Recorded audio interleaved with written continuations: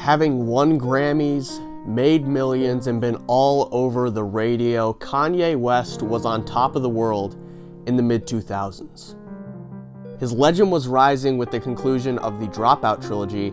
However, his world would come crashing down after his dream had just become a reality. Facing a broken-off engagement and the loss of mother Donda West, 2007 to 2008 would be a tough year for Ye. His struggle against adversity would influence a generation, as Kanye would transcribe his pain into a 52-minute masterpiece. No matter what tax bracket, what race, or what religion, everyone has or will face terrible loss in their lifetime. Personifying the sound of sadness, welcome to 808s Heartbreak.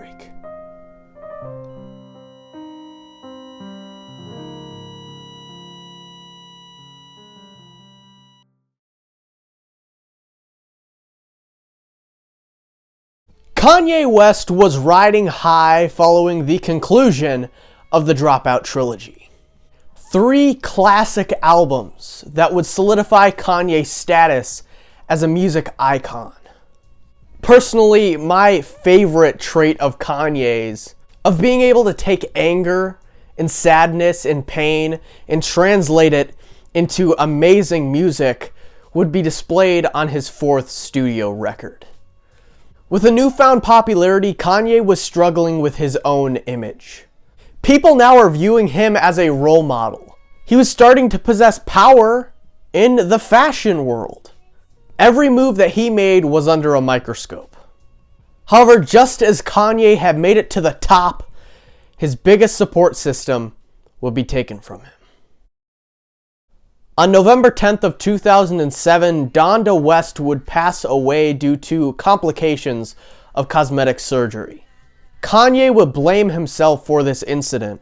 He was on top of the world, he had the money, he won the Grammys, and he moved to LA and his mother followed. Surrounded by gorgeous models, the pressure to keep up with the Smiths and look your best like a star, it got into Donda's head. So she goes and she wants this surgery done and she gets a tummy tuck, and unfortunately, while she's trying to rest for this surgery, accidents happen. Surgery complications would inevitably lead to Donda's passing, and to this day, Kanye has never been the same. Following this traumatic incident, Kanye's relationship with then-fiancé Alexis Pfeiffer would be greatly affected. While the two had been on and off since 2002, Alexis would actually call off the engagement in 2008, and the two would split for good.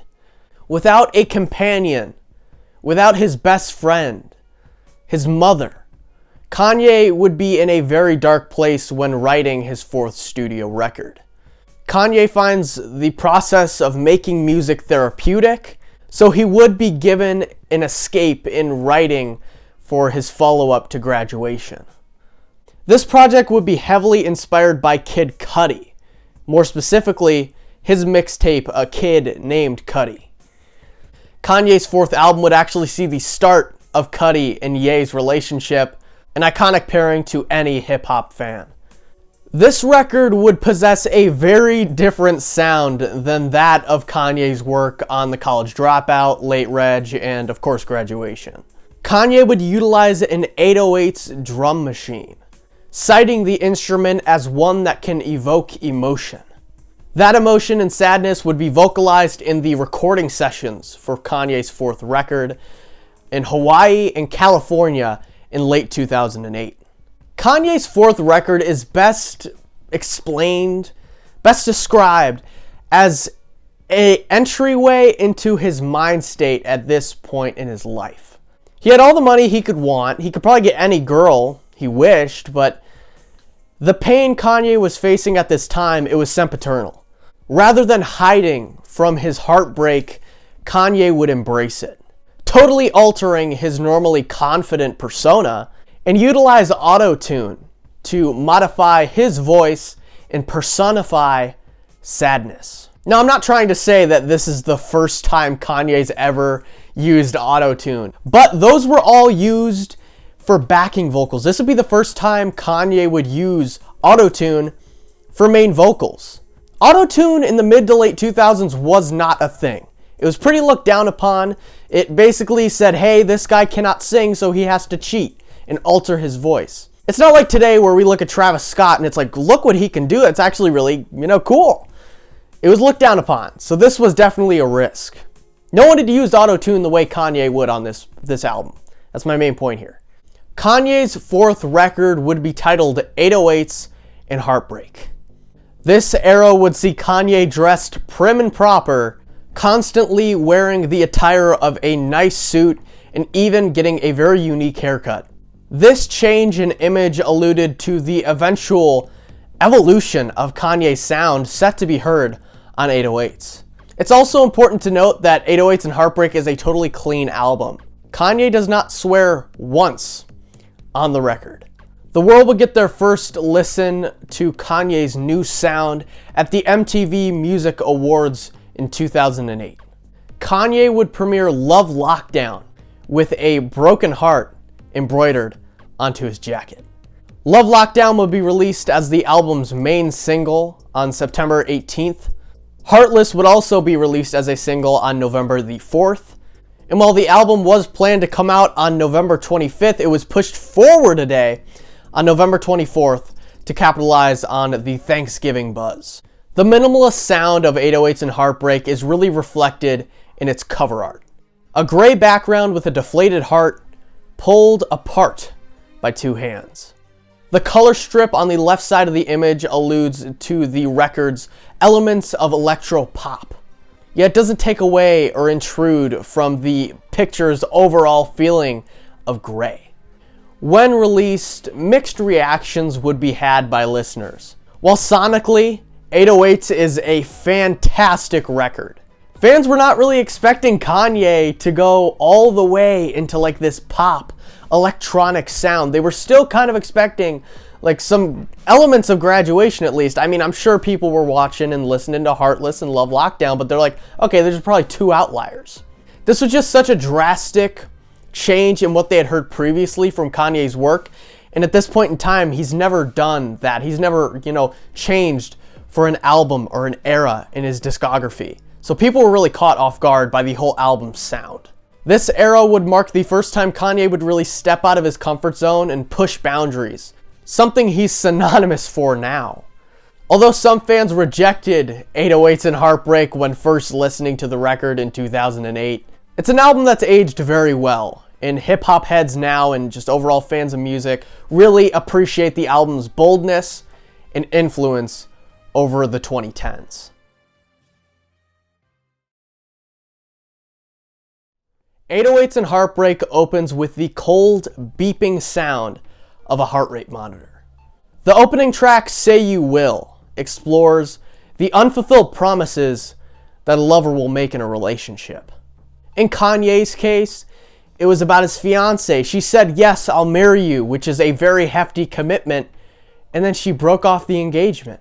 It was her contradicting actions that would ultimately lead to Kanye's heartbreak. Don't say you will, unless you will. Kanye wishes that the words said by his ex were true, that she did want to live the rest of her life with him. It's really hard when you map out a whole life with someone. You think you're going to marry them, especially in the period of engagement. That's that's the home stretch. So you're imagining this whole life, moving into a house, having children with this person, and then they're gone. You have to forget it all. You have to forget all the fantasies, all the times you had fun, all the times you laughed. And Kanye tries. Be that drinking, buying cars, buying materialistic things. But we will learn that none of that really heals the wound of a broken heart. In rolls a nostalgic drum beat complemented by a piano riff. Our second track, Welcome to Heartbreak. In this song, we're really in the realm of Kanye's mind following tragedy. He's trying to move on, he's trying to continue his rock star lifestyle, but almost like in every scenario, he finds himself empty. He's struggling to stop his mind from reminding himself of his pain. Kanye relates his life to others naturally due to his status just as a hip-hop artist and a rapper. So when his friend is showing him pictures of his family and his kids and his daughter's report card, all Kanye can show for himself is his new house or his brand new car. And this is where Kanye's kind of noticing that his life is really empty. He's got no kids, he's got no wife, he's got no love. Welcome to Heartbreak. Kid Cudi features on this track in the chorus, as Kanye is having visions of just how much his life has changed. And that's when Kanye really poses the ultimate question to himself. Where did he go wrong? While Kanye was thought to be living the good life, how good can a life be without love? And while you can hide the sadness that comes like when a high school relationship concludes, Kanye cannot stop thinking, what if he didn't go for the glory? What if he didn't go for the gold chain? What if he didn't go for the Grammy? Would his mother still be alive? Would he have a stable marriage and a relationship with a woman? He cannot escape the spotlight that he once desired. Track 3 sees Kanye stop trying to hide his everlasting sadness. Heartless. Now this song separates from the passing of his mother, and we're going to get back on that in a few tracks down the line. But this is mostly about relationships, specifically that with his former fiancée. Kanye gave his heart to this woman for 6 years. She not only left and broke his heart, but when she left, she took his soul. Kanye again is feeling that endless amount of emptiness. And his abrasive personality immediately has him just bite back when he thinks about the possibility of his former soon-to-be wife having a new friend, a new partner. But he realizes once again that no amount of homies, no amount of partying, no amount of materialistic things could top that feeling of connection with another human being, can top the feeling of love. On Amazing, Kanye marvels at his view from the top. He's achieved nearly everything he's wanted to do in his life. Yet rather than feeling pride or happiness, he is consumed by this endless void. This also kind of gets into Kanye's character, something that would obviously evolve as the years go on, but how the media kind of can look at him and be like, yeah, he's a very accomplished musician, and applaud him for being like artist of the generation. But then at the same time, bastardize him for his boldness and his self-confidence. Young Jeezy has a verse on this track, and it's kind of everything Kanye would have done prior to this record, prior to the death of his mother, prior to the end of his future marriage. He's kind of highlighting this style of rap to really shine a light on the fact that that confidence that Kanye is known for, it's not here. It is not present on 808s and Heartbreak. Love Lockdown is Kanye essentially taking the position of his former fiancée. He speaks on the vibe just being wrong, so she had to leave. The lines "you lose," directed at the person that whoever's talking right now is speaking to, kind of makes me really think that my theory on Kanye acting like his former fiancée in this song is true. Because Kanye here, in this album, he is the victim. He's our protagonist. That emphasis on you lose, you're the one with your heart being broken, I think that kind of proves my theory. Keep your love locked down, because when you open your heart to a person, yeah, they can provide you with endless happiness, but they can also tear it in two. Paranoid continues the reflection of Kanye's broken off engagement. We saw her side in Love Lockdown, but now Kanye reflects on the relationship in his own way, almost pleading for her to stay. But this also kind of sees a form of release for Kanye. He realizes that he did all he could. He put in all the effort possible for this relationship to work, and it simply just didn't. And this is seen in Mr. Hudson's backing vocals on this track.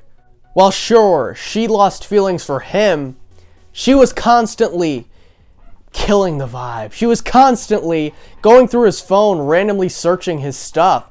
And I think Kanye really held on to this relationship, even though it was very toxic, simply because of the loss of his mother. In Paranoid, Kanye pretty much tries to block this woman from leaving his life. But in track 7, RoboCop, he officially lets go. He starts the track acknowledging that this girl used to be the woman of his dreams, but she turned his life into a living hell. She would never trust him, she would never drop issues after they were resolved, and she was just cold. And after revisiting her behavior in the previous track, Kanye realizes that the breakup was a blessing in disguise. Although Kanye is over her, the pain of just starting over again in your love life is personified in streetlights. While he wants to move on and he wants to learn from the situation, his morale and will to carry on, it's just been broken. He literally thought he was going to spend the rest of his life with this girl, and then now they just never speak. That kind of stuff really messes with your head. Kanye feels that life is just moving and he has no control over the moments that are occurring. Kanye even draws a comparison to driving in a cab car and just watching the streetlights glow and go as they travel down this road.